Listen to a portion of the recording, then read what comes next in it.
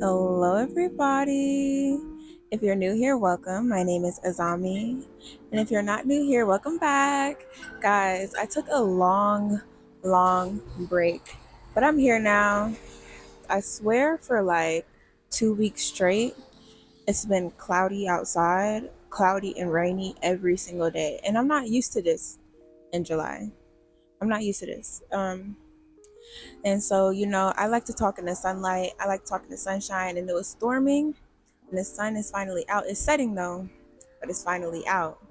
And so that's all that matters. These gloomy days where it kind of caused a certain disassociation, not to mention that it was gloomy outside, so I didn't have any type of way to connect with the sun and like a drive to get outside. Plus, the days leading up to my solar return was on its way, my birthday, and where I was turning 20. So entering my 20th year on this planet after being 19, being a teenager for so long. How long are we teenagers? For like 8 years. I was used to the teenager life. Do you hear me? Bruh, the sun, it's okay. The sun can escape me, but the message still stays. One thing that my inner child these past few days, my disassociation, my resting period, my break, the biggest thing that this taught me was submission. The will to submit to all the things that my inner child longed for, that my mature self brushed off as I've gotten older. And one thing about me is that I'm an older sister. So being an older sister has caused me to grow up quicker. It's caused my inner child to like become an adult when I was still a child.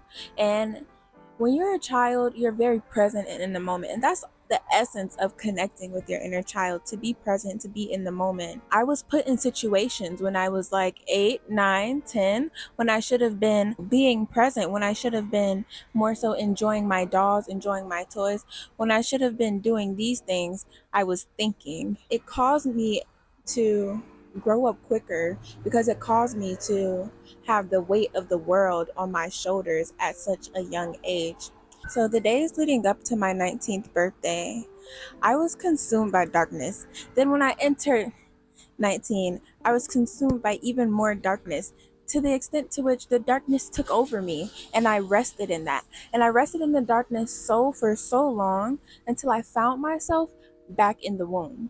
And when I say I found myself back in the womb, I found myself at a state, in a cocoon state, in a isolation state, where I had to shed light on my shadow because I was consumed by my shadow. So I had to go back into the womb because that's where I was, because I had an immature inner child that did not want to grow up. And so I was in the womb preparing for my birth again.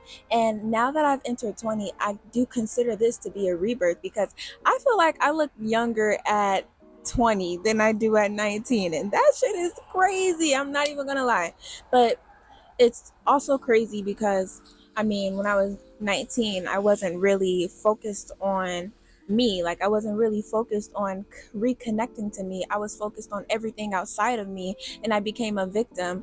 And I talk about this all the time. We don't want to be victims, okay, y'all? Like, come on now. Like, this is common sense at this point. We don't want to be victims. But no, I became the observer to my own life. Like, I was just a shell, not consciously making decisions.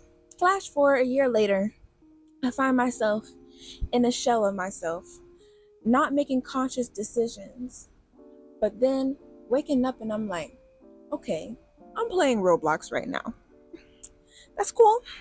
Okay, I'm watching regular show right now. That's fine. I'm submitting. I am submitting to my will to be a child. I am submitting to my imagination. I am submitting to my creativity, and I am submitting to this rest. And that's the essence of it all. Being able to be in a state of play and knowing when it's time to play, knowing when it's time to bring your imagination forward. Healing my inner child was healing a child who was broken. You know what I'm saying? And I'm looking at the broken pieces, trying to piece myself back together. It's like a puzzle piece. Like, I'm really trying to figure out the image of who I want myself to be. But in order to do that, I have to figure out the image of who I once was. And that child, that person, was a very imaginative, playful person. It was a person that was very weird, crazy, and cuckoo. And I love that about myself. I love the fact that I was different. I love the fact that I was unique. So why did I hide myself for so long? Or why do I feel like I have to wait until I'm comfortable enough in certain energies in order to express my authenticity? Because me personally, I'm a childlike person. I'm not going to say I'm childish, but I'm a childlike, and I have a very unique mind. And this mind, it was ignored for so long, just because I had to grow up so quickly. And that shit is irritating. I'm not gonna lie. When I think about it, I'm just like, bruh. If only I had the resources and the knowledge and wisdom at the time, not even from myself, but from others, to pour into me in the same way that I poured into others. And that inner child within, she just wants to be liked. She just wants to be loved by others. And she's confused as to why she is not liked and loved. You know what I'm saying? She's confused as to why she's having all these thoughts, why she's feeling so neglected. And she's trying to shed light on all the aspects that make herself beautiful after a shattered confidence and a lowered self-esteem. And at the end of the day, it takes a lot of building your self-esteem, building your confidence in order to express authenticity in its purest. And of course, in order to express that, in order to build that, the essence of it is to remain right here, remain in the now. Because at the end of the day, there's no fear surrounding who's going to like us and who doesn't if we're being our authentic self. There's no fear of outcome and trying to predict the future and shit. Look, if I knew the future, I would have been in a way better position. I would have put myself in way better positions than I have already. But we don't know the future. Everything is inevitable. Nothing is impossible. So why must we limit ourselves to this lack state of mind where we assume that whatever is going to happen next is going to be the worst thing. Whatever is going to happen next is going to be the thing that is not meant for us, when everything works out in our favor, or is supposed to, if you're working in the right way. You know what I'm saying? Not if you're working in the left way, if you're working in the right way. Because hey, you don't work right, you do get left.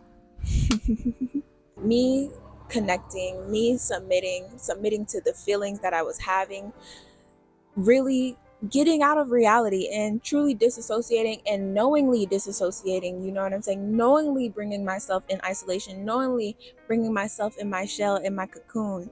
It has brought me into a realization where, wow, I am allowed and I have every right to express every single aspect of myself, and I do not need to hide or, I can just really, all the weight that was placed on old Anaya, on little Anaya, I can take that off. I can carry those two bags. You got it, I got you.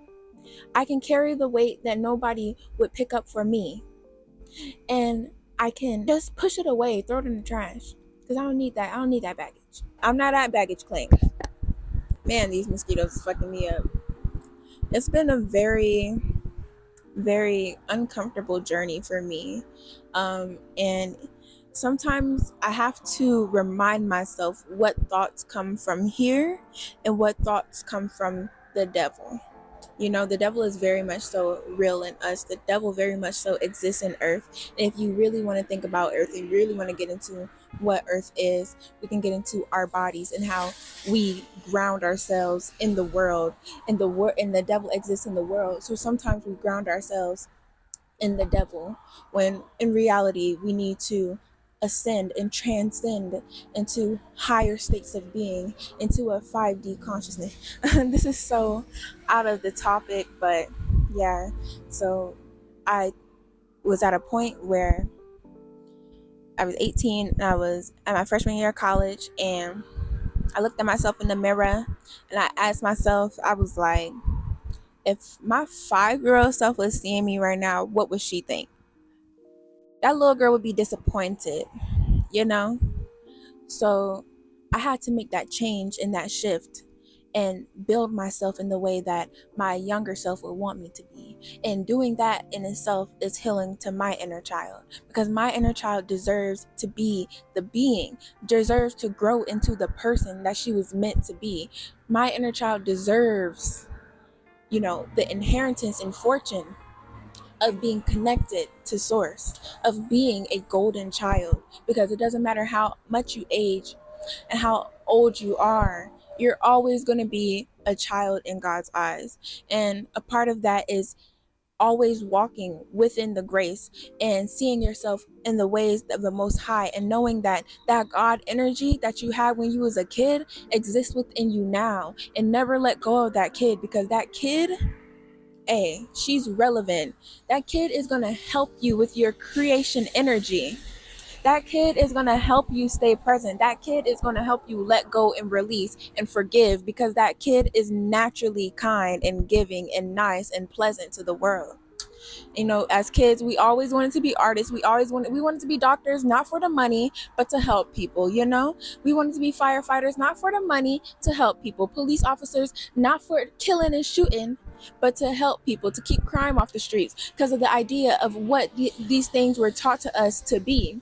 And then we grow up, and then the aspect of money and evil and all these aspects come into our surface, and now we base our ego and we surround our ego behind what it means to actually be a human, when our ego has nothing to do with our humanity, our essence of humanity. Y'all, thank you so much for watching. If you like this necklace, this is one of my favorite necklaces. I'm not gonna lie. Make sure you check the link in description where I have my Etsy shop, and I will be posting more necklaces. Like I said, I've been taking a break to connect with my little me, and little me is like, okay, girl, we connected, we bonded, so get back on your shh. So I'm getting back on my, what I'm saying. So yeah, guys, thank you so much for watching. I love you guys. I hope you have a great night. All right, bye. I've been in my happy thoughts and I just really haven't had time.